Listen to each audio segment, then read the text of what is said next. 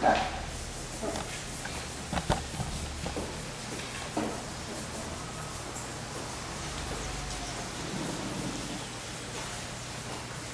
Deixa eu mostrar uma coisinha aqui, que eu, antes de passar para isso aí, que é o seguinte, vamos voltar aqui um instante de jogatina.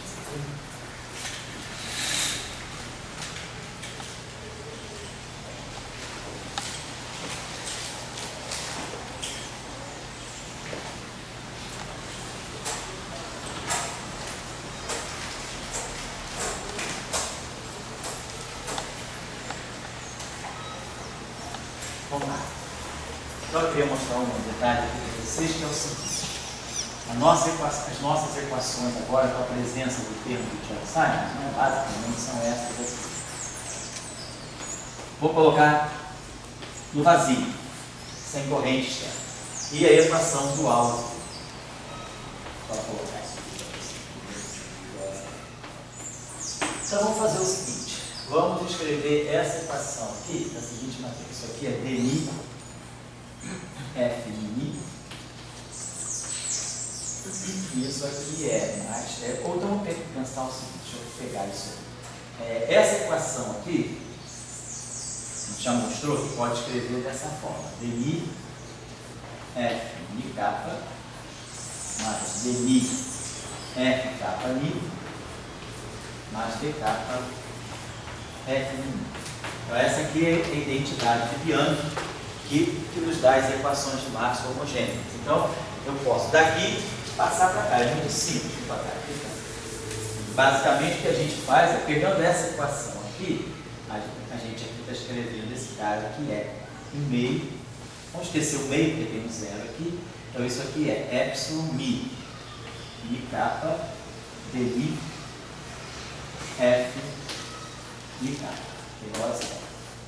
Agora, como esse objeto aqui é completamente antissimétrico mini kappa, eu posso pegar a parte completamente antissimétrica mini kappa aqui. Então essa é a equação. Ou então, se eu quiser, vamos dizer, eu posso escrever isso aqui, desse modo assim. Escrever essa equação aqui, como isso aqui é completamente antissimétrico, eu vou escrever isso aqui. Perdão, estou saindo daqui, escrevendo isso aqui, tá certo? Então, eu posso pegar essa equação e contrair com um epsilon, vamos dizer assim, alfa, beta, gama. Os três i são todos contraídos. Vou pegar essa equação e contrair com epsilon, alfa, beta, gama. Só que essa contração aqui, epsilon mini kappa, epsilon, alfa, beta, gama, essa contração aqui, nós podemos escrever como sendo um sexto de d mi alfa, d mi beta, d kappa gama, mais d mi, deixa eu botar primeiro assim, arrumar, d mi alfa, beta, gama, alfa, gama, beta, menos delta mi, beta, delta mi, alfa, gama, delta mi, delta, delta, alfa,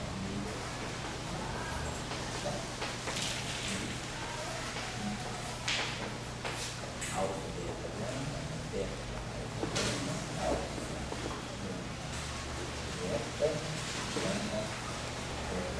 Então eu posso escrever tudo isso aqui, né? A gente sabe que o produto de dois épsilon é algo desse tipo. Epsilon, alfa, beta, gama.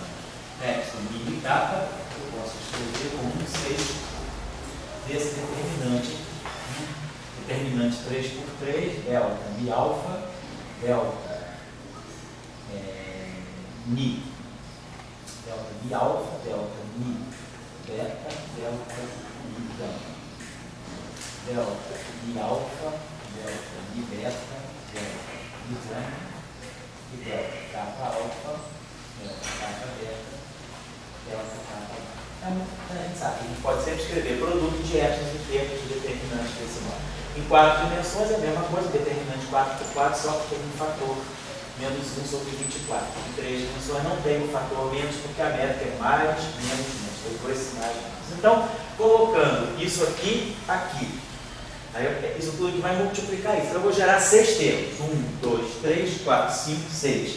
Esses 6 termos vão se agrupar de 2 em 2 por causa da antecimetria do F. Então no final do dia, fazendo essa manipulação, essa equação aqui, ela dá para nós d alfa F beta gama mais d beta F gama alfa mais d gama F alfa. Então isso aqui é sinônimo disso. Eu posso escrever essa equação desse modo ou desse modo. Muito bem. Então, vamos fazer uso disso aqui. Vamos pegar essa equação aqui e vamos aplicar a essa equação aqui. Então, estou pegando no fundo a identidade de Bianchi, que é a equação de Maxwell-Rogênio. E vamos aplicar a essa operação, esse operador, de alfa. Então, isso aqui vai ficar D'Alembertiano de F beta gama.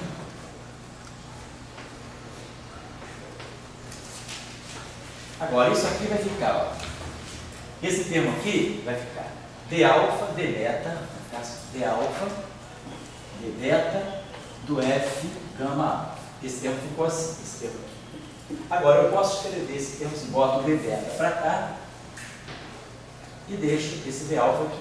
E troco aqui, isso aqui alfa gama, com sinal menos, obviamente. Então, esse termo aqui adquire essa forma. Só que d mi, f mi, ó, d alfa, f alfa, alguma coisa, é menos esse psi desse índice. Então, eu posso escrever que isso aqui é menos psi f til gama. Tá? Então, vamos colocar desse modo assim. Então, então isso aqui está me dando mais psi, vamos colocar aqui, né? D beta, deixa eu ver se é melhor colocar assim, né? Porque aqui, aqui realmente eu estou produzindo esse D'Alembertiano. Então, isso me dá um F beta gama, tá certo? Aqui, quer dizer, ao colocar, se a equação de Maxwell fosse homogênea, se fosse sem esse termo de Chern-Simons, isso aqui daria zero, por causa disso, e isso aqui daria zero. Esses dois termos aqui seriam zero por causa do alfa. Então, eu teria realmente a equação de Maxwell no vácuo, dando equação de onda para o F. Agora, em presença disso aqui, vamos colocar assim, Então, eu estou gerando aqui esse termo aqui, que é o D'Alembertiano do F. Aqui eu estou gerando esse psi aqui, psi d beta F til gama. Vou colocar aqui, então isso está me dando esse termo com um sinal mais. Que aí agora, é claro, eu vou poder escrever esse F til gama em função. Isso vai valer a pena, fazer assim, desse modo mais prático. Deixa eu ver se eu escrevo usando a equação de Bianchi, seria bem boa no caso livre, né? Se nós aqui se a gente ao contrário, se a gente usa essa equação aqui, eu escrevo esse cara aqui em função do F, pode ser também uma boa, tá? Ou se eu estou partindo daqui, eu acho que talvez essa aqui, eu produzo um D'Alembertiano e boto o F. Tá, eu posso escrever depois esse F, vamos dizer que eu escreva esse F em função depois do F til. Tá joia? Bom.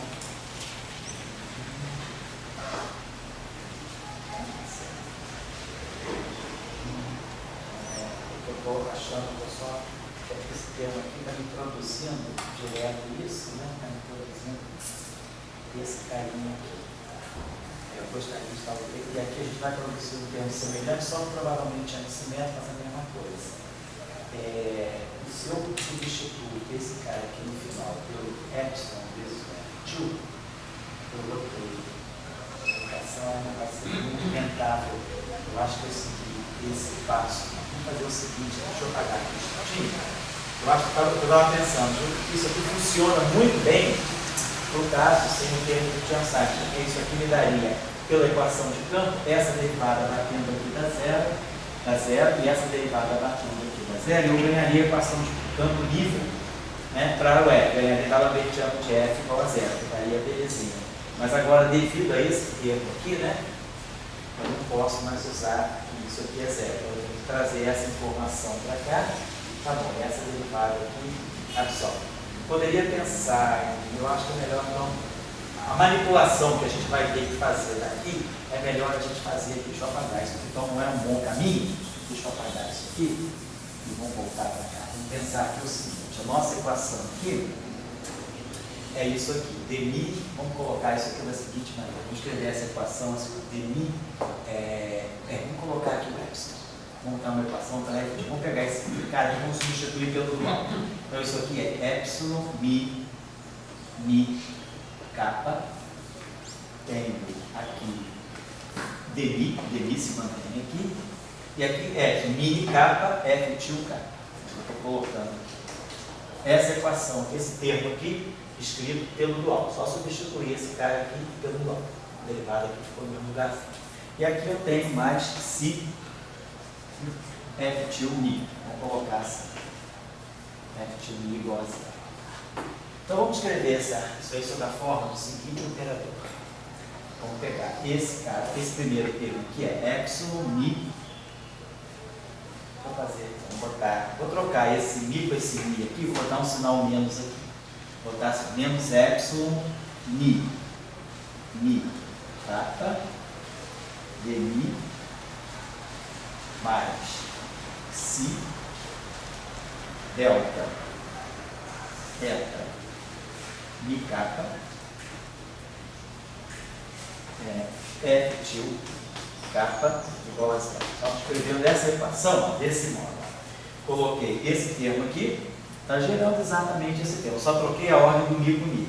Mas basicamente esse termo atuando aqui, fazendo a troca do índice desse termo aqui. E esse termo aqui, esse eta atuando no f kappa, produz esse f til mi. Então eu tenho esse objeto aqui. Isso aqui é uma matriz 3x3. Eta de kappa são os índices livres. E eta de kappa aqui são os índices livres. Vamos fazer o seguinte, vamos botar sinal mais aqui, vamos trazer esse mi para cá. Vamos deixar assim. Então, basicamente, o que eu tenho que é isso. Esse índice livre, mi kappa, esse índice livre, mi kappa. Deixa eu apagar aqui. Então, basicamente, o que a gente tem aqui é esse operador. Ó, se tivesse um operador, ó, mi kappa atuando em f til kappa igual a zero. Então, isso aqui é a minha equação de campo. O que a gente pode fazer aqui é o seguinte, eu sei, esse objeto aqui está claro para mim que eu tenho essa estrutura. Vamos propor o seguinte, vamos dizer que eu multiplique essa equação, tem essa estrutura, só estou indo mostrar, tem essa estrutura matricial. Então a minha proposta é a seguinte, vamos multiplicar essa equação aqui pela seguinte coisa, eu tenho um delta ni kappa livre. Então vamos dizer que eu vou aproveitar aqui e vou escrever isso desse modo. Epsilon, alfa, beta, kappa, multiplicar essa equação, eu tenho dois índices livres aqui, mi kappa. Então vamos dizer que eu vou fazer o seguinte, vou multiplicar essa equação por um operador que tenha, quer dizer, isso aqui é uma matriz. Eu vou querer multiplicar isso aqui por uma matriz que contrai apenas um índice. Então vamos dizer que eu faço o seguinte, coloque aqui esse operador, epsilon, alfa, beta, mi. Vou colocar esse primeiro índice, esse último índice está contraído. Vamos dizer que eu contraio aqui com um índice de alfa. Então, essa matriz aqui, então, é uma matriz beta-mi. Eu vou contrair com esse índice mi aqui. E aqui eu vou colocar o seguinte, mais, onde está aqui, menos si beta. Aqui eu tenho índice beta-mi. Beta-mi. Agora, tudo isso eu coloco nesse operador aqui. Epsilon, mi, kappa, mi, dmi, mais si, beta, mi, kappa, f til kappa igual a zero. Então, o que eu estou fazendo aqui? Estou pegando essa equação, que é a equação que eu tenho, e simplesmente multiplicando essa equação por uma espécie de conjugado. É o operador com a mesma forma que esse aqui, ó, esse índice aqui está contraído aqui, quer dizer, nada me impede então de escrever isso aqui assim, beta mi alfa, trouxe esse alfa para cá, para dar esses dois índices aqui contraídos, ó, esses dois índices aqui contraídos, esse índice é o índice livre daqui, esse índice é o índice livre daqui, então é como se isso aqui fosse uma matriz M beta mi, e isso aqui uma matriz O mi kappa. Tudo isso aqui atuando em R de K. Então, do ponto de vista matricial, tem uma operação bem definida. Essa matriz beta mi atuando aqui em kappa e atuando em R de K. É isso que eu estou fazendo aqui. Deixa eu apagar isso aqui. E agora, vocês desenvolvendo isso aqui, ó, esse beta alfa mi. Aqui eu tenho um índice contraído, mi com esse mi. Então eu boto junto. Vou usar essa relação. Epsilon, vamos dizer assim, epsilon, rho, sigma, lambda, vezes epsilon, lambda, tal, ômega, uma relação de 3 dimensões contrárias, esse índice específico. Ou então, se quiser, bota esse aqui para cá, lambda, tal, ômega. Uma relação assim que eu contraio o último índice daqui com esse último índice daqui, ou então passo os dois para o primeiro. Primeiro, terceiro, terceiro. Essa relação aqui dá para nós delta de tal O, delta de ômega 5, menos delta de ômega O, e delta de tal, delta de tal sigma, delta de ômega. Então, assim, isso aqui é simples da gente ver isso, porque esse índice aqui é o mesmo. Então, sempre que esse índice aqui é o mesmo. Então, esses dois índices aqui são livres e esses aqui também são livres. Então, por exemplo, se eu pegar epsilon 0, 1 lambda, e aqui eu pegar epsilon 0, 1 lambda, pegar essa configuração, essa expressão aqui, tem que bater com essa proposta que eu fiz aqui. Aqui, por exemplo, bota uma constante que eu vou acertar. Então, se eu usar aquela expressão ali, aqui vai dar delta de 0, 0, delta de 1, 1, que é esse termo aqui, menos delta de 0, 1, delta de 1, 0, que é 0. Então, a única, então essa expressão aqui, ela pode ser calculada desse modo. Só que se isso aqui é lambda e aqui é lambda, a única possibilidade aqui é 2 e aqui é 2. Isso aqui é mais 1, em 3 dimensões. Isso aqui também é mais 1. Então, a única possibilidade é essa constante K. Valeu? Então, isso aqui é essa relação, uma relação simples de estabelecer em 3 dimensões. Então, quando eu multiplicar esse cara por esse cara aqui, eu vou usar essa relação. Isso vezes isso, menos isso vezes isso, dá zero. Esse termo aqui cruzado são iguais, onde se cancela. E depois eu gero um termo aqui que vai ser menos C2 eta delta de kappa delta. Então, essa eu vou pagar isso aqui. Usando essa equação, quer dizer, aplicando esse operador ali, nós ganhamos essa equação aqui. Então, vamos produzir dois tipos de termo aqui. Quando eu usar aquela contração dos epsilon, eu estou multiplicando D por D. Então, eu tenho algo desse tipo: ó, epsilon, beta, mi, alfa, D alfa. E epsilon, mi, kappa, mi, D mi. Vou botar tudo juntinho aqui. Então, ficamos assim: ó, delta de beta, mi, alfa, epsilon, mi, kappa, mi, D alfa, D mi. Então vamos ajustar esses índices aqui, vamos colocar esse cara alfa mi aqui, ganho o sinal menos, e trago esse mi para cá, não tem nenhum problema. Então esse termo aqui é isso aqui. Agora nós sabemos, ó, quando esse índice aqui está contraído com esse índice aqui, eu vou produzir um termo, por exemplo, do tipo delta de kappa beta, delta de mi alfa. Quando bater ali, ó, você vai produzir o D alfa, vai virar D mi. E aqui eu vou produzir um D mi delta de kappa beta. Mas isso aqui me produz um D'Alembertiano, delta de kappa beta, que é exatamente o que eu vou produzir aqui também, delta de kappa beta. Então eu vou ter um termo que vai ser D'Alembertiano delta de kappa beta. Depois, quando eu pegar o outro termo que sai dessa contração, o primeiro termo que é contraindo isso, delta de kappa beta, delta de mi alfa, que é esse termo aqui, menos o outro termo, que tem um sinal menos, só que tem menos. E aí o outro termo vai ficar mais delta de kappa alfa, delta de mi delta. Tudo isso vezes D alfa D mi. Agora, esse alfa aqui fica kappa. E esse mi aqui fica beta. Só que d kappa atuando no F de kappa dá zero pelas identidades de Bianchi.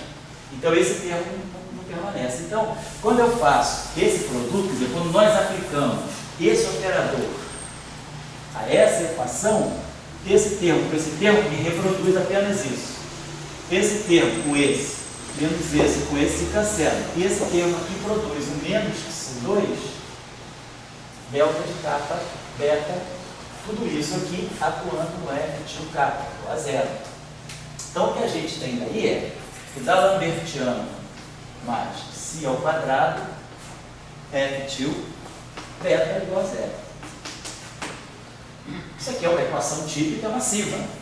D'Alembertiano, no espaço dos momentos, isso aqui é menos P2, mais si ao quadrado, F til, beta igual a zero. Então a relação de dispersão é P2 igual a si ao quadrado, que é uma relação de forma massiva. Então, esse campo aqui satisfaz a equação de onda massiva. Então a gente está falando, então, o tempo de Chern-Simons, ele realmente deu massa. Fala, pode falar. Aí deu, mas aí está diretamente no F.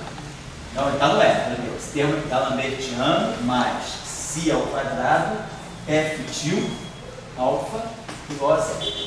Vamos substituir isso aqui por epsilon, alfa, beta, gama, F, beta, gama. Claro que é um fator meio, mas como isso aqui é igual a zero, eu não estou ligando. Então eu ganhei essa equação. Aí como essa equação aqui vai ficar assim? Vai ficar assim, epsilon, alfa, beta, gama, D'Alembertiano, mais si ao quadrado, F, beta, gama, igual a zero. Como esse índice aqui é livre, eu contraio essa equação, por exemplo, com um epsilon mini alfa. Ao contrair essa equação com epsilon mini alfa com esse cara aqui, no fundo essa equação, aí no final é que essa equação vai me dar D'Alembertiano mais si ao quadrado, F mini igual a zero. Então é claro, se o dual satisfaz essa equação, é claro que o F tem que satisfazer a mesma equação. Essa equação aqui implica automaticamente nessa, fazendo essa alteração. Mas ainda assim, tem essa alteração aqui, D'Alembertiano mais si ao quadrado, F mi igual a zero.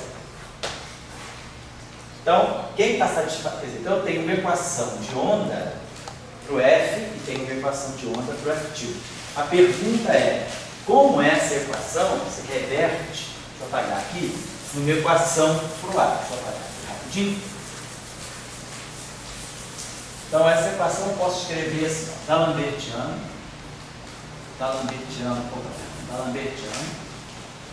mais si ao quadrado, dmi a mi, menos dmi a mi igual a zero. Aplica o operador de D'Alembertiano a essa equação. D'Alembertiano, então vai produzir D'Alembertiano mais si ao quadrado a mi. Agora, dmi a mi é a escolha de Gauge. A gente sabe no eletromagnetismo, quando a gente passa da equação de Maxwell para os Z's para a equação de Maxwell para os A's, a gente tem que usar a condição de Gauge fixa. Então, esse termo aqui desaparece. Então, a gente ganha essa equação aqui. Então, em termos do A, o que a gente está observando é que a gente tem essa equação. Claro, essa equação aqui, ela me dá duas relações de dispersão. Tá? P2 é igual a zero, então sai daqui. Ou P2 é igual a si ao quadrado. Então, se eu for olhar a mesma equação, não para o F, mas para o A, para o F, eu descubro que tem um polo só, que tem um zero só. A relação de dispersão é esse fóton, é massivo, e satisfaz a essa relação. P2 é igual a si ao quadrado. Se eu for olhar para o A, eu encontro um extra, eu encontro que P2 é igual a zero. Então isso aqui está me dizendo que tem um fóton de massa zero. Tem um fóton massivo. Então a pergunta é, o fóton é massivo ou o fóton tem massa zero ou tem os dois? Qual é a física, então, de Chern-Simons? Se olhar para o potencial, se olhar para os campos A e B, não. Está tudo claro que os campos A e B se propagam com essa relação de dispersão, P2 igual a C ao quadrado. Porém, se eu for olhar por potencial não para o campo, me aparece esse polo extra aqui. Então, as equações de campo para F e para A estão me dando uma diferença de um polo extra. O A apresenta um polo a mais, ou seja, um zero a mais, não um polo zero, né? Aí eu tenho uma relação de dispersão a mais para o A que eu não tenho para o F. A equação de onda para o F é limpa, está lá. É uma equação puramente passiva. A equação do A não, ela me obrigou a aparecer isso aqui quando eu passo da equação do F para a equação do A. No caso de Maxwell, isso não aparece. A gente lembrar do que acontece, o que está acontecendo isso aqui. Se eu lembrar do eletromagnetismo de 3 de 4 dimensões, o que nós temos é isso aqui. Então a gente tem dmi, dv a mi, menos di a mi, igual a zero. Então, a condição de Gauge-Lorentz mata esse termo imediatamente. Então ela me dá simplesmente da Lambertiano do ANI igual a zero. Então, no caso do Maxwell, em 4 dimensões, a gente tem a mesma equação, tanto para o F quanto para o A. Da Lambertiano de F mini é zero, ou seja, E e D satisfazem equações de onda com velocidade C e o potencial também. Então, está tudo junto. Aqui, ao passar de F para A, eu ganho uma informação extra. Ou seja, existe também nessa descrição, existe margem para um fóton longe, para um fóton massa zero. Então, será que aonde é que está o fóton verdadeiro? Ele está no F ou está no A? Qual é a relação de dispersão verdadeira? Então, vamos dar uma olhada nessa discussão aqui da função de Gauge. Então, as equações de campo já apontaram para nós para o problema. Então, Alexandre, respondendo a tua pergunta, a gente pode tirar, quer dizer, o fóton massivo ele aparece nas duas versões. A única diferença é que agora na versão do potencial A aparece um polo extra. Deixa eu falar isso aqui. Professor, Oi. mas quando você começa a aplicar um monte de operador para chegar lá, toda solução original que você teria é também uma solução desse. Isso. Mas nem toda solução que você Isso. chegou Esse cara tem mais solução do que o outro. Exatamente. Eu gerei mais coisa porque eu apliquei um operador a mais. Perfeito. Então, será que esse polo da Lambertiano puro não é um polo, esse zero, não é um zero supérfluo? Porque eu tive que atuar com mais um operador em cima daquela equação? Então, essa é a questão. Vamos tirar a dúvida por aqui agora. Então, o que nós estamos fazendo agora é isso aqui. Nós temos que tirar a função de Green. Da onde é que essa discussão nasceu? Pouco da pergunta do Carlos Henrique, né? Nós temos massa, mas não temos contribuição do tensor de energia momento. Então, a gente está dizendo o seguinte: o termo topológico, ele não dá contribuição para a energia do sistema, mas ele dá contribuição para a massa do fóton. Então, nós precisamos entender por que esse termo não entra na energia, mas entra na massa. Então, nós vimos já que ele não entra na energia, porque na equação de Maxwell, quando eu tiro o tensor de energia momento, eu vejo que aquele termo que é F tio F automaticamente é zero. Então, ele não altera o tensor de energia momento. Mas nós já vimos que o termo de Chern-Simons altera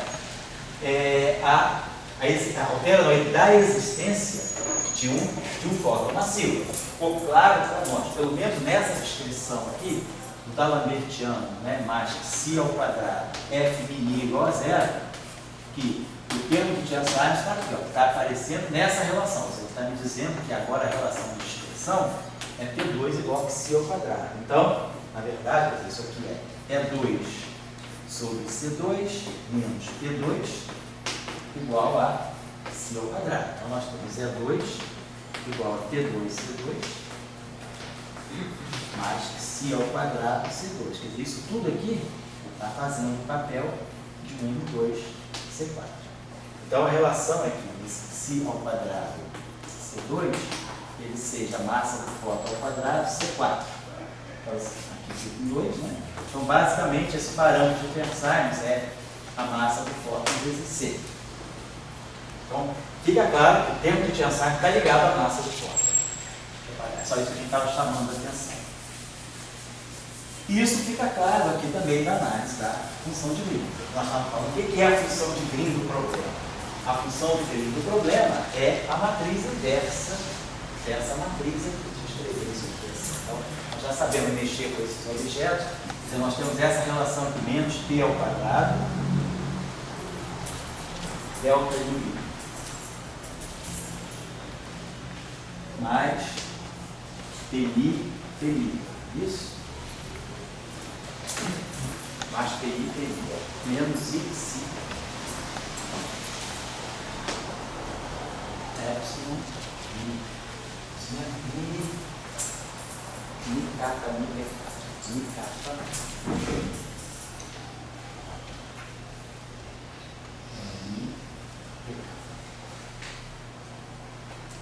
isso atuando do ativo mi, né?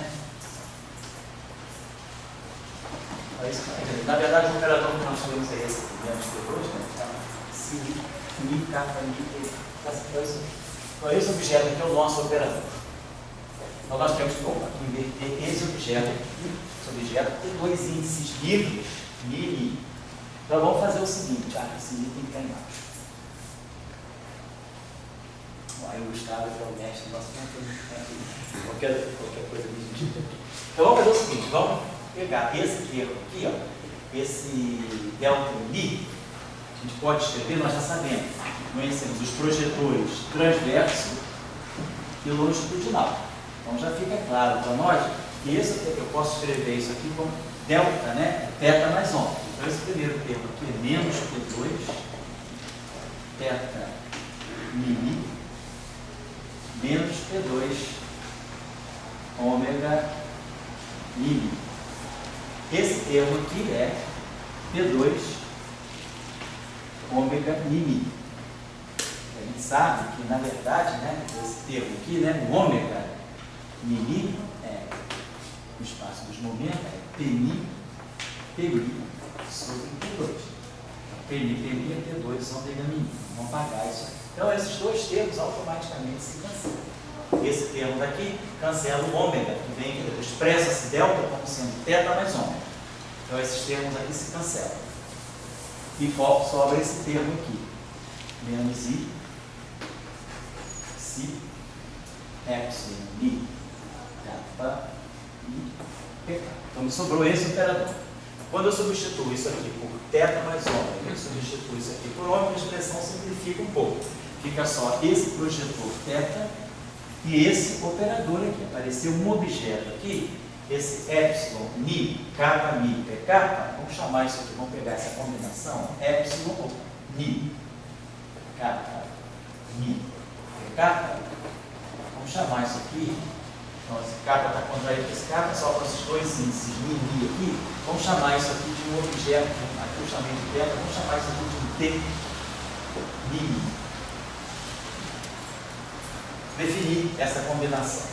Isso aqui é menos xi e xi t mi. Incorporei o momento ali. Tenho esse operador. Preciso inverter essa operação. Fatorar esse sinal tudo mais. Eu preciso basicamente inverter esse operador. Um sinal menos na frente. Claro que o inverso dele vai ser menos o inverso daquele aqui. Então, vamos ver o que a gente pode fazer. O que nós já sabíamos lá das nossas discussões anteriores? Eu acho que não posso esquecer isso aqui não. Vou deixar isso aqui. Epsilon, mi. Kappa, mi, pk. Isso aqui é o nosso t, mi.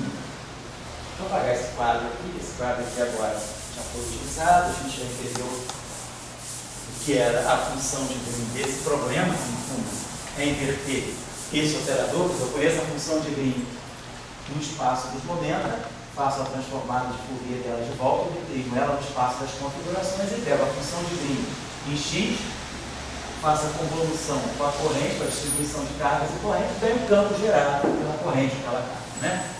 Então, o papel da função de Green está aí. Nós vamos estudar isso depois em mais detalhe daqui a 2 semanas, depois da aula do Léo. As 2 últimas aulas vão ser sobre função de Green.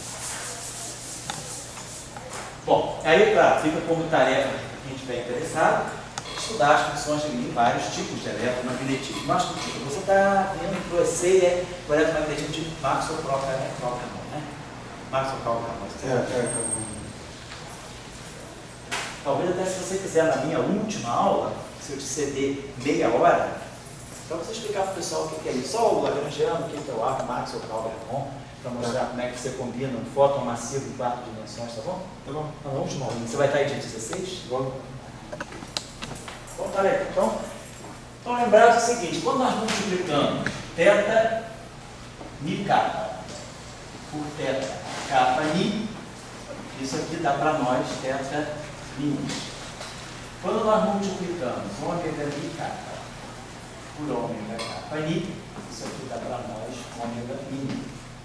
Quando nós multiplicamos θ mi kappa por ômega kappa ni, isso aqui é a mesma coisa, seguida zero. Os dois são ortogonais. E a gente sabe que θ mini mais ômega mini me dá a identidade. Então a gente tinha isso aí. Agora apareceu um estranho aí. Apareceu esse objeto T. Vamos ver a relação dele com esses carinhas aí. E a gente sabia o seguinte, quando eu tinha uma combinação qualquer que fosse algo do tipo x θ mini mais y ômega mini, esse objeto aqui eu posso inverter. O inverso desse operador aqui é o operador 1 sobre x, eu inverto os coeficientes, o inverso θ mini, vamos dizer, θ mi kappa, mais 1 sobre y, ômega mi kappa. Estou dizendo que se eu multiplicar esse operador por esse, θ mini vezes θ mi kappa, faz x vezes 1 sobre x dá 1, então θ mini vezes θ mi kappa dá θ mi kappa. θ mini vezes ômega mini dá zero. Ômega mini vezes θ mini dá zero. Esse cara vezes esse dá y1 sobre y dá 1. Ômega mini vezes ômega mi kappa dá ômega mi kappa. E isso aqui então é delta mi kappa. Então eu mostrei que esse cara vezes esse dá identidade. Então se você tem uma expressão desse tipo, a inversão dela é muito simples. Eu inverto o coeficiente de cada objeto. É o que a gente está sabendo. Mas agora eu não tenho uma coisa tão simples. Apareceu um operador novo, T, que envolve, é uma espécie de um dual da derivada, um dual do momento. Vamos ver como é que ele se relaciona com esses operadores. Se nós pegarmos, por exemplo, θ mi kappa, e multiplicarmos por T kappa mi. θ mi kappa, a gente já sabe, é delta mi kappa menos Pmi P kappa sobre T2. Esse é o meu operador transverso. E eu vou multiplicar por esse operador aqui, que é epsilon kappa, a contração está com esse segundo índice. Então, epsilon T kappa mi vai ser epsilon kappa, vamos dizer aqui, alfa mi T alfa. Esse operador aqui. A contração é feita como o segundo índice. Esses dois índices são os índices livres. Então, como eu estou precisando construir T kappa mi, eu vou ter epsilon kappa mi e esses dois índices aqui saturados. Então, vamos fazer esse produto aqui. Esse carinha aqui, ó, vai contrair um mi com kappa. A gente sabe que epsilon, aí vai obter um epsilon com dois índices repetidos. Então, epsilon com dois índices repetidos dá sempre zero. E depois, esse termo aqui, ele vai ter um P alfa, vai ter um epsilon kappa mi, vai ter um Pmi e um P alfa. Ou perdão, um Pmi e um P kappa. E aqui eu tenho kappa mi. Isso aqui é antissimétrico em kappa mi, isso aqui é simétrico em kappa mi. Então esse termo aqui dá zero, esse termo aqui dá zero. Então a gente está mostrando, né, que esse operador, é isso mesmo, né? Esse operador aqui deu. Não, professor, mas acho que está não está botando índice finais aqui. Desculpa. É mi kappa, kappa ni. Desculpa, obrigado. Aqui é mi, tá certo? Então, esse termo aqui não dá zero. Esse termo aqui dá mini, mi kappa. Então, kappa fica mi. Então, esse termo aqui está dando para mim, primeiro termo, epsilon, mi, alfa, mi, p alfa. Agora, esse termo aqui, sim, ele tem aqui um kappa e um alfa. Antissimétrico em kappa alfa, simétrico em kappa alfa. Então, esse termo atuando aqui dá zero. Então, a gente mostrou que o operador θ atuando no T, ele dá o próprio T. Isso aqui nada mais é do que o Pmi. Então isso mostra que se o operador transverso atua num objeto e esse objeto aparece como no fundo um alto vetor do operador transverso, como o tal do valor 1, é porque esse objeto por si só é transverso. Se eu projetar, quer dizer, aquele operador extrai a parte transversa desse operador. Só que, ao extrair a parte transversa do T, eu obtenho o próprio T. Então, o T como um todo é um operador transverso. A gente ganhou essa relação. Θ μ, né? Que é mi kappa vezes T kappa ni é o próprio T μ. Então, esse operador aqui, que é uma espécie do dual do momento, ele é um operador transverso ao momento. Então, ele é um operador que fica na parte transversa. Ele é perpendicular ao momento. Se eu multiplicar ele por T, vai dar zero. Então, vamos aplicar agora o operador ômega. Não preciso nem fazer. Quando eu aplicar o operador ômega, isso aqui que é o operador ômega. Isso aqui é o ômega mi kappa atuando no T kappa ni. Então, vai dar sempre essa combinação. Esse momento com esse momento contraído aqui. Então, não precisa nem fazer aqui. O ômega mi kappa atuando no T kappa ni é zero. Já está claro que se esse operador aqui é o longitudinal, e esse cara eu mostrei aqui em cima que ele é transverso, então a projeção longitudinal de um objeto transverso necessariamente é zero. Então a gente está chegando lá. Deixa eu apagar isso aqui. Agora vamos ver como é que fica esse operador T. Ele é transverso. Será que ele satisfaz a mesma relação que o θ? Será que T vezes T dá T? Será que ele é idempotente, como o θ é? Então vamos fazer isso aqui. Eu preciso calcular T mi kappa com T kappa mi. Então vamos lá. Aqui vai me dar epsilon mi alfa kappa T alfa epsilon kappa beta e T beta. Vamos botar tudo aqui certinho para começar a relação. Epsilon mi alfa kappa epsilon kappa beta e P alfa P beta. E aí a gente sabe trabalhar, a gente sabe fazer essas contrações aqui. A gente sabe que em 3 dimensões essa relação vale. Eu posso, bom, isso aqui vai me dar praticamente θ mi beta vezes delta alfa mi menos delta mi alfa mi, perdão, beta alfa k. Esse primeiro aqui com beta, né? É alfa mi, perfeito. Menos isso, né? Menos mi, isso, alfa beta. Obrigado.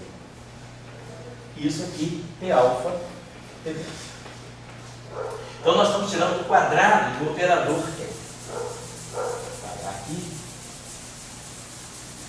Então, o primeiro termo aqui dá mi beta. Então, vai ficar P mi, o alfa vai ficar mi, e o beta vai ficar mi. Então, vai ficar P mi, P mi. E o segundo termo vai ficar menos delta mini P ao quadrado, P2. Então, eu posso botar esse menos P2, ele desce. Isso aqui fica delta mini menos P sobre P2, que é o operador θ mini. Então a gente mostra que no fundo esse operador T ele está funcionando como se fosse a raiz quadrada do operador θ, né? Quer dizer, eu tenho essa relação T mi kappa vezes T kappa mi igual a menos P2 θ mi. Então é como se o quadrado desse operador, de uma certa forma, está dando o operador transverso. Se você lembrar da equação de Dirac, a gente tem exatamente algo semelhante. A equação de Dirac, se vocês lembrarem, esse operador, I gama mi dmi, se eu multiplicar esse operador, tirar o quadrado dele, isso aqui é I gama mi dmi, né, devido à simetria do mi, então isso aqui me dá menos gama mi dmi. Como isso aqui é simétrico, eu vou pegar a combinação simétrica das matrizes de gama. Isso vai ser a mesma coisa que menos o meio de gama mi, mais gama mi, dmi. Simetrizo porque isso aqui é simétrico. E aí isso aqui pela álgebra de Clifford, né? Lembra que isso aqui dá para nós 2 vezes a métrica de Minkowski vezes a identidade no espaço espinorial. Então isso aqui dá menos da Lambertiana. Ó, menos da Lambertiana é P2. P2 da Lambertiana. Então da mesma forma que esse operador de Dirac aparece como a raiz quadrada da Lambertiana, esse operador aqui está aparecendo basicamente como raiz quadrada. Está aparecendo como a raiz quadrada do P2. Então, só para fazer uma ilustração, porque esse operador de Chern-Simons, né, ele tem uma característica meio tipo o operador de Dirac. Mas, a parte disso, então vamos colocar, nós sabemos, né, então nós vemos que ômega com T dá T, ômega com T dá zero, T com T dá θ. Então, esses 3 operadores, eles se fecham entre si. Então, se eu vou inverter isso, vamos dizer que eu tenho um operador desse tipo para inverter. Algo do tipo x, θ, mini, mais y, ômega, mini, mais z, t, mini. Vou fazer uma coisa mais geral. Suponho que eu tenho um operador, aqui não apareceu o ômega, porque o ômega desapareceu por causa da simetria de Lie. Mas vamos dizer que eu tenho uma estrutura mais geral. Algo que dependa simultaneamente dos 3 operadores. E eu quero inverter essa estrutura aqui. Quero tirar o inverso disso. Então, claro, eu vou propor que o inverso disso vai depender dos mesmos operadores, porque, afinal de contas, os produtos desses operadores entre si se reproduzem. Eu fecho, né, uma espécie de uma álgebra multiplicativa entre ômega, t, ômega, θ e t. Então, eu vou imaginar que o inverso desse operador seja um operador com essa característica, x pequeno, θ, mi kappa, mais y pequeno, ômega, mi kappa, mais z pequeno, t, mi kappa. Então, eu vou propor que a inversa desse operador, esses coeficientes são conhecidos, por exemplo, x é P2, o z é o xi, né? Vamos dizer, mas eu tenho uma estrutura geral, tem esses coeficientes dados e eu quero inverter esse operador. Então a minha proposta é que o inverso dele tenha a mesma estrutura que ele, só que com coeficientes a determinar. Claro, se esse objeto é o inverso do outro, o produto deste tem que ser a identidade. Então eu vou propor, já que eu quero inverter e dizer que o inverso desse operador é esse, eu vou dizer o seguinte, esse operador vezes esse vai ter que me dar a identidade. Θ, né? Kappa, não, θ, mi kappa. Kappa, quem é o índice livre? É o mi, né? É o índice somado, é o índice mi kappa. Tá certo? Então é isso que eu estou querendo propor. Que esse operador, com essa forma, inverta aquele. Então vamos lá. Então o primeiro termo vai dar x vezes x. X grande vezes x pequeno, θ mini vezes θ mi kappa, dá θ mi kappa. Θ mi kappa, θ mini vezes ômega mi kappa dá zero. Então não tem termo cruzado de x grande com y pequeno. Agora eu vou ter um termo aqui que vai ser mais xc. Θ mini vezes t mi kappa dá o próprio t. Então dá o t mi kappa. Então esse termo aqui está feito. Vamos fazer esse aqui. Ômega com θ dá zero. Ômega com ômega dá o próprio ômega. Então vai ficar y grande, y pequeno, ômega mi kappa. Ômega ou t dá zero. Z, θ com t. Nós já sabemos, você vai ficar z grande, x, θ vezes t dá o próprio t. Vai ficar o t mi kappa. Θ vezes ômega dá zero. T vezes ômega dá zero. E depois vai ficar esse termo aqui, que é mais z grande, z pequeno. Agora, t vezes t dá menos P2, vai aparecer menos P2, θ mi kappa. E isso é igual a delta. Mais delta é θ mais ômega. Estou escrevendo do lado direito em termos de θ de ômega. Então, isso me fixa uma equação. Vamos comparar o primeiro lado com o segundo lado. Os operadores são independentes, então vou pegar o coeficiente do θ do lado esquerdo. O que eu posso apagar isso? Desculpa o trabalho, isso é chato, mas para quem nunca viu, é a primeira vez, pode ser útil em algumas situações. Então, o primeiro tempo vai ser o tempo só interno. Então eu vou ter x grande vezes x pequeno. Eu tenho que determinar se o x, y e z pequeno. Então isso aqui dá o termo em θ, aqui não tem, e a menos P2 z grande, z pequeno, igual a 1. É igual ao coeficiente do θ desse lado. Faz isso, né? Então, x grande, x pequeno, menos P2 z grande, z pequeno, igual a θ. Coeficiente do ômega, eu só tenho esse termo aqui com esse termo aqui. Então eu tenho que y grande vezes y pequeno é 1.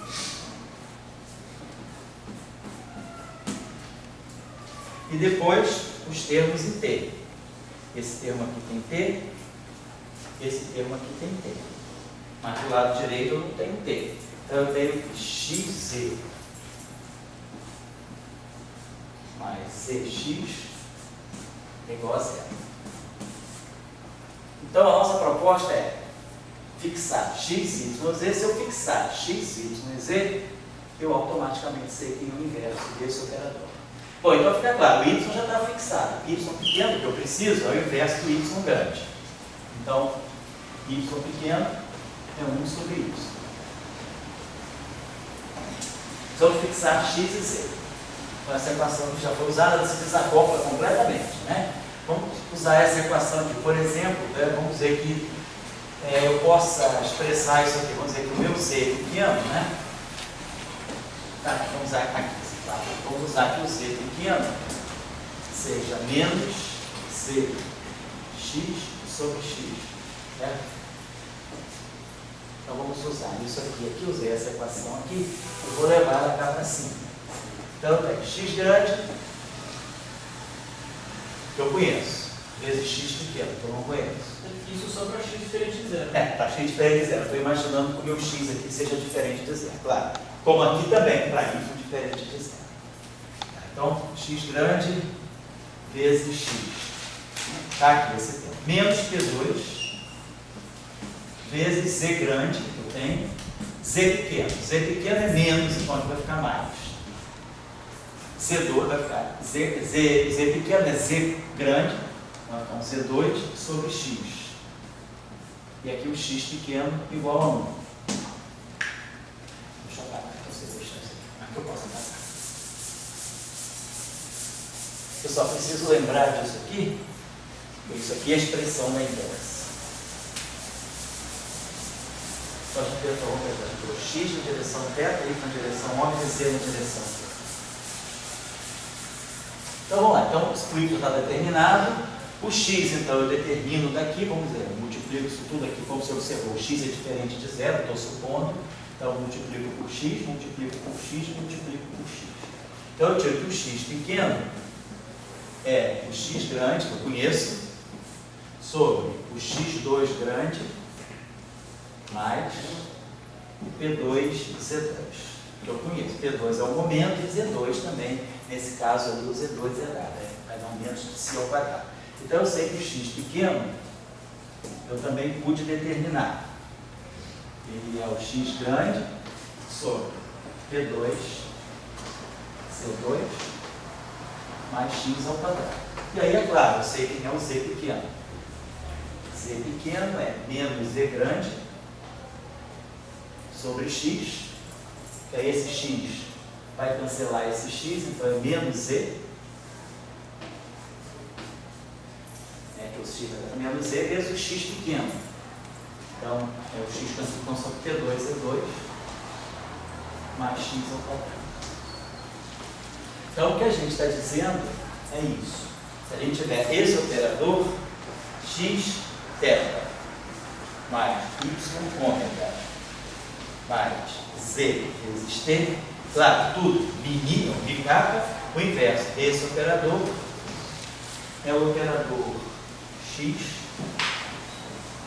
sobre z2, t2 mais x ao quadrado na direção θ,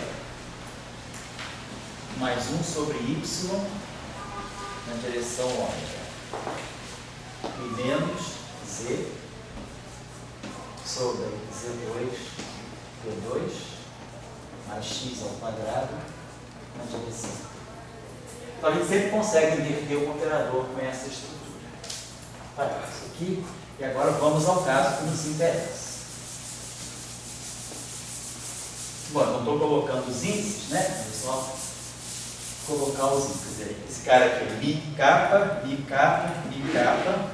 Esse cara vai ser capa ni, capa ni, capa ni. Só fazer os índices para se fazer, né? Quer dizer, o lado esquerdo ele vai ter uma estrutura mi capa e o inverso vai ser uma estrutura capa ni, de tal maneira que o delta ni. Bom, então vamos olhar para a expressão que nós temos. Para tirar a função de Green da eletrodinâmica com o termo de Maxwell com o termo de Chern-Simons, eu preciso inverter esse operador, que é até bem simples. Só que ele é extremamente problemático, porque ele não tem y. O y grande é zero. Então, tem uma singularidade aqui. Ou seja, aquele operador não é inversível. Por quê? Porque ele é totalmente transverso. Ele está no setor transverso. Então, ele não está no espaço o tempo todo. Ele só está no setor transverso ao momento. Então, ele não tem a parte longitudinal no momento. Então, eu não consigo inverter porque a identidade do espaço todo. Agora, quem está fazendo isso é a simetria de Gauge. Tem a simetria de Gauge, a simetria de Gauge que está me tirando justamente a parte longitudinal. Por quê? Porque a equação de campo que nós temos de massa é essa equação aqui. Isso aqui nós sabemos, é totalmente transverso. E o termo que aparece aqui é o termo F, né? Que é totalmente transverso. Então a equação, ela elimina a parte longitudinal. Então, com esse termo de massa topológica, o termo de Chern-Simons, ele é baseado no F, ele não é baseado no próprio, que é o A, que tem parte longitudinal e parte transversa. Ele é o F, é o rotacional, que é completamente transverso. Então, é um problema intrínseco. Né? Essa simetria de Gauge que está intrínseca na equação, ela se reflete. Eu não consigo tirar a função de Green do problema. Então, o que nós precisamos fazer, por exemplo, aqui, então, seria fixar, colocar, pegar essa equação aqui, dmi, f', né? Vou colocar assim, mais que si, f2i igual a zero. Vamos dizer, a gente fixa o gauge. Vamos dizer que a gente fixa o gauge. Vamos trabalhar com dmi. Estou fazendo, estou trabalhando com ondas clássicas. Não estou fazendo teoria quântica de campo. Meu campo não é quantizado. Estou trabalhando com ondas clássicas. Então, eu posso usar aqui a condição de gauge fixa. Essa condição aqui vai ficar da Lambertiano do anilho. Vou colocar assim.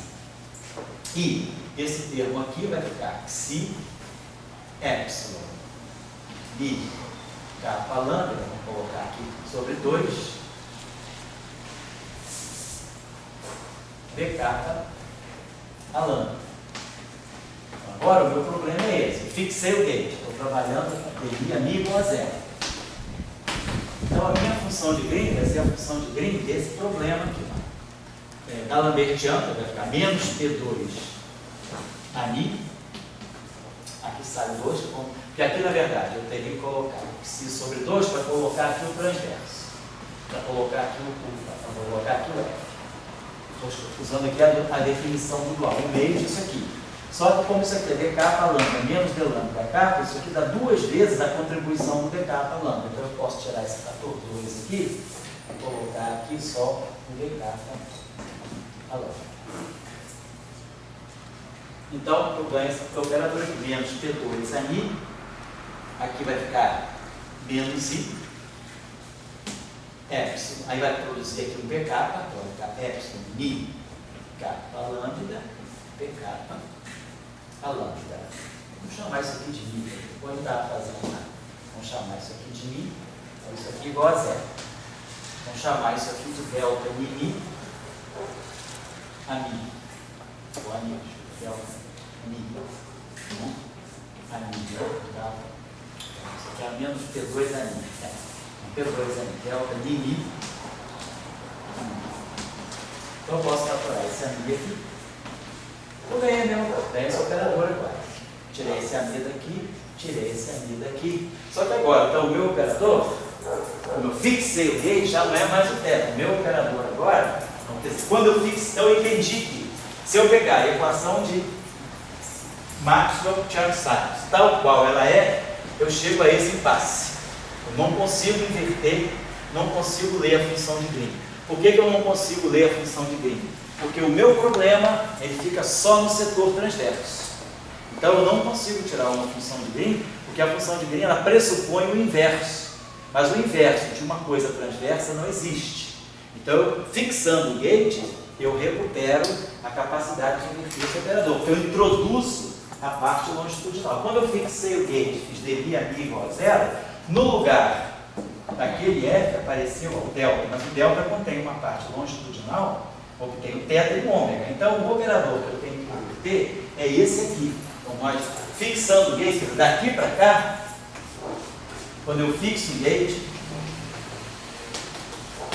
no Chern-Simons, o que a gente está ganhando para inverter é menos P2 delta mi, quer dizer, no lugar desse θ aparece delta, e menos i, que vai ficar igual. Aqui vai ficar o operador, ó. Isso aqui é o T mi. Vai ficar mais, menos i, né? Vai ficar mais i, esse menos aqui também é global, também vai ficar mais i, si, T mi. Então agora eu tenho que, é daqui que vai sair a função de Green, desse operador. Botei esse menos em evidência, ficou mais aqui. Delta mi, aqui esse operador aqui é o operador T mi, aqui está errado, né? Esse outro, né? Que é T mi.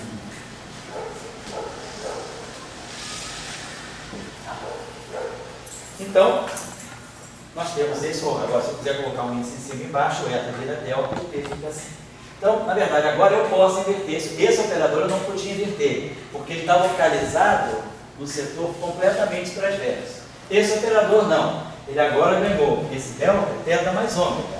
Então ele ganhou essa parte que eu posso escrever isso como P2 θ mi mais P2 ômega mi mais I si T mi. Então agora eu tenho que inverter esse operador. Então agora eu tenho x diferente de zero, tenho y diferente de zero e tenho z diferente de zero. Então o inverso desse operador aqui, o que a gente está dando agora para vocês, é a função de Green do modelo de Chern-Simons com gate fixo a mi, dmi a mi igual a zero. Então vamos colocar assim, a função de Green G mini. Eu vou até colocar assim, G mini, no momento P, usando aqui o gate fixo dmi a mi igual a zero. Então vamos especificar que essa função de Green foi calculada nesse gate aqui. Então isso aqui vai dar para nós, ó, o x é o P2. Então isso aqui vai ficar P2. O Z2 é menos que si ao quadrado. E o x2 é o que é x2, Z2, P2 mais x2, né? Mas é isso. É C2, P2, tá? Então, menos que C2, P2 sobre o P2, né? X2 é P4, perdão. É Z, perdão, é X, né? O X é P2, né? Menos Z2, né? Se eu falar P2, mas o X2 é P4, então tá certo, P4. O Y é P2. E o Z é XI. Esse é o Z, XI. Z2 é menos que si ao quadrado. E o P4, e o X2 é P4. Ali, professor. Oi? Era a professora ter trocado a consideração que fosse um delta mi. Isso. Porque ali tem θ mi e ômega mi. Isso. Tinha ali neta mi contra a variante dos dois. Como? Ali, tem o neta contra a variante dos dois limites. Aonde? Aqui? Isso. Isso. E lá- Agora, se eu quiser, como é que eu faço para botar um índice em cima e embaixo? Se eu quiser, por exemplo, manter o mi em cima e o mi embaixo, ou vice-versa. Se eu quiser abaixar o mi, Deixar em delta, né? quando eu abaixar, ele vira delta. Deixar em delta. É isso aí, né? pela nossa definição. O que significa abaixar o índice? Significa mi. Se eu quiser abaixar esse índice aqui, vamos dizer, esse aqui, multiplicar isso aqui por um eta alfa mi, o que eu estou fazendo? Eu estou querendo abaixar esse índice alfa. Só que essa matriz é inversa dessa. Então isso aqui não vai me dar o eta, vai me dar o delta, vai me dar o delta de mi. Então quando você abaixa o índice do eta, ele naturalmente vira delta. Então, aqui eu usei. Muito bem, então nós temos o seguinte, deixa eu escrever aqui para nós. Então a função de Green está aqui, ela vai ser P2, então vou botar o seguinte, P2, vamos fazer, aqui é a seguinte coisa, vamos botar, não tem um P4 aqui, então vamos botar assim, tem P2, então vai ficar o seguinte, eu tenho esse P2 aqui, ó, que eu cancelo com esse P2 e aqui fica um P2. Então isso aqui vai me dar, tem um sinal menos no final de tudo, está em cima. No final de tudo, essa função de Green, ela é inversa, quer dizer, o operador tem menos, ela tem uma função de Green, ela vai ter menos no total. Então isso aqui vai aparecer esse menos aqui, vai aparecer menos 1, que aqui esse P2 vai cancelar e vai ficar aqui P2 menos que si ao quadrado. Θ mínimo. Depois, no setor transverso, eu botei mais 1 sobre P2 ômega mínimo. Então, essa é a função de índice. Estou escrito no espaço dos momentos. E aí vai ficar mais xi.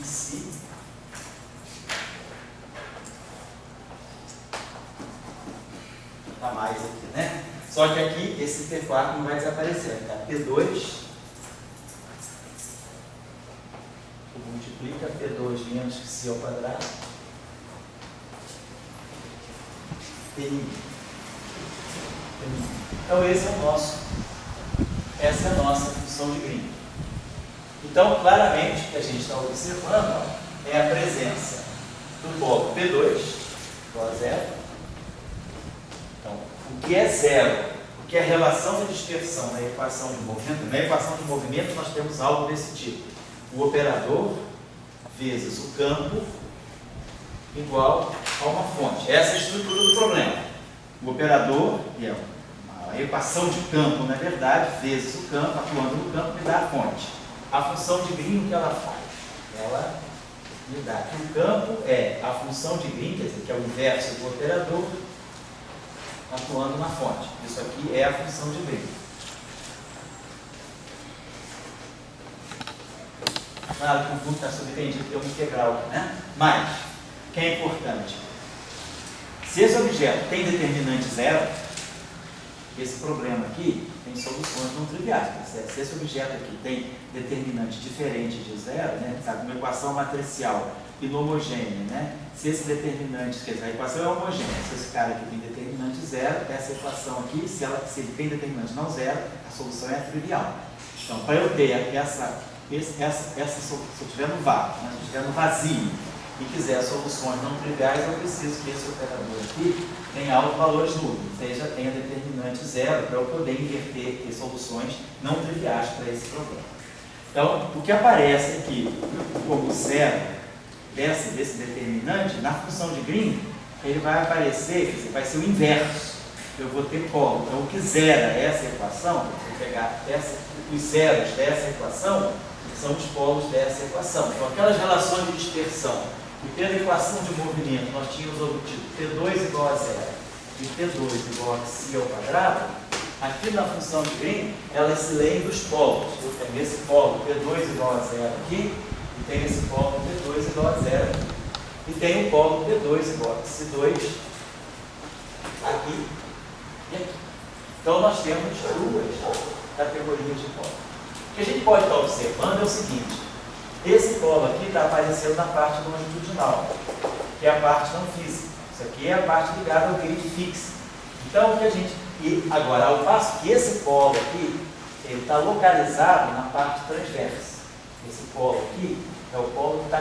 Esse polo está na parte transversa e esse polo está na parte transversa. Então, esse polo aqui deve ser o polo correspondente ao fóton verdadeiro. Esse polo aqui está na parte longitudinal e esse polo aqui apareceu por uma interferência com essa parte longitudinal. Então esse polo aqui deve estar correspondendo a um fóton não físico. Ele está na parte longitudinal, ele está na parte que depende do gauge, e esse polo aqui seria o fóton físico. Então eu tenho um fóton realmente massivo. Então, o problema, Alexandre, caiu. Quando eu olho para o F, eu estou só no setor transverso. E aí eu vejo só o polo massivo. Quando eu olho para o A, eu sou obrigado a fixar o gauge. E aí eu trago o setor longitudinal. E aí eu vejo o polo de massa zero. Então, o que é importante daqui é a gente saber que tem dois polos, mas apenas um deles, quer dizer, o fóton verdadeiro dessa teoria é o fóton massivo. Então, aquele fóton de spin zero já não é mais fóton físico. Não é. O fóton físico agora é o fóton massivo. Então, segundo o trabalho do George Feynman, esse fóton aqui tem spin, que é a massa dele sobre o módulo da massa. Então, vai ser Xi sobre o módulo de Xi. Então, se Xi é positivo, esse fóton tem spin 1. Se o Xi é negativo, esse fóton tem spin menos 1. Então, o Feynman, ele mostra no trabalho de 3 dimensões que a relação entre spin e massa é muito mais forte em 3 dimensões, o que não acontece em 4 dimensões. Em 3 dimensões, então, o fato da partícula ser massiva fixa o spin dela. Partículas massivas só pode ter spin mais 1 ou menos 1. Então, mesmo o grávido massivo em 2 dimensões, ele tem spin mais 1 ou menos 1. O grávido de massa zero é um escalar. Quer dizer, toda partícula de massa zero em 3 dimensões, se nós levamos em conta invariância de Poincare, toda partícula de massa zero em 3 dimensões tem spin zero, escalar. E toda partícula massiva, ela vai ter ou spin mais 1 ou spin menos 1. É o que ele mostra. Então esse é um resultado que a gente não pode tirar daqui, mas que a gente tem que conectar com o trabalho dele, como o Alexandre observou. Agora, o fóton desse fóton aqui ser um fóton físico, isso está me dizendo que o spin desse fóton vai ser o Xi sobre o módulo de Xi. Você considerou o outro não físico porque está relacionado com... Na parte longitudinal, na parte de gate, a parte que eu posso eliminar. Ele está naquele alfa, e a gente pode eliminar por uma escolha de gate. Certo?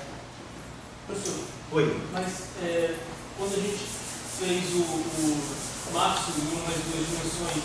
Em 2 dimensões? Em 1 mais 2. Ah, 1 mais 2, tá? Sem te avisar. A gente tinha encontrado um fóton escalar. Então, o Einstein faz surgir o fóton spin voltado. Isso, exatamente. Isso. A massa, quando você dá massa, o fóton passa a ter spin. Isso.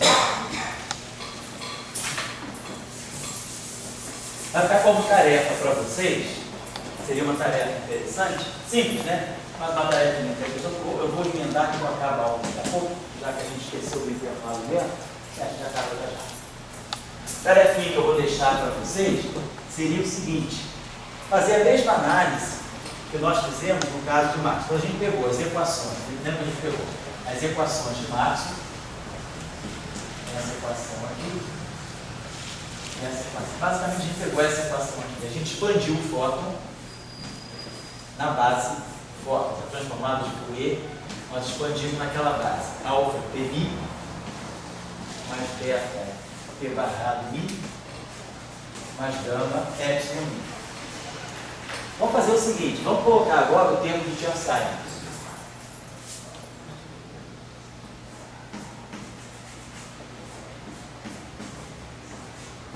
Colocar o fóton livre, obedecendo a equação de Maxwell com o termo de Chern-Simons. E vamos refazer a análise. Claro, a simetria de gauge ainda existe. Imagina, a simetria de gauge vai tocar nesse alfa. Então, o que vocês vão observar em relação ao caso anterior, nessa equação também o alfa desaparece. Depois, como vai ficar a relação entre beta e gama? Que agora, o cuidado que a gente tem que ter agora é que o fóton agora adquiriu massa. Então, a pergunta é, será que ele adquiriu mais um grau de liberdade? Será que o fóton de Chern-Simons em 3 dimensões, porque ele adquiriu massa, adquiriu spin 1, será que ele adquiriu um grau de liberdade a mais ou ele continua com um grau de liberdade? Lá em 3 dimensões, Maxwell puro, a gente viu, tinha 3 componentes, alfa, beta e gama. A componente alfa é perdida pela simetria de gauge. A componente beta é zerada pela equação de Gauss. Então, no final do dia, sobrava o grau de liberdade, que estava todo contido em Gauss. A pergunta agora é, a gente mudou essa equação. Agora essa equação está me dizendo o seguinte, eu tenho P2 menos psi ao quadrado, F min igual a zero. Eu tenho massa. Agora, será que esse grau de liberdade aqui é perdido ou não? Tá? Então a pergunta é, o fóton de Chern-Simons, ele tem 2 ou 1 grau de liberdade? Essa pergunta, tá? Então, executa essa tarefa dessa forma simples assim. Tá bom, então a gente fixou. Estudar só agora.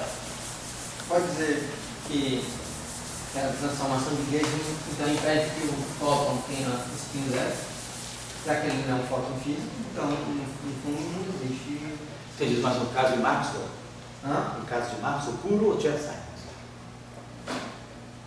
Não, aqui a gente está falando de Chern-Simons. Isso. Então a gente fez, chegou que com o caso que teria spin Fez, zero, fez. que ao quadrado igual a zero. Enrolou, sei.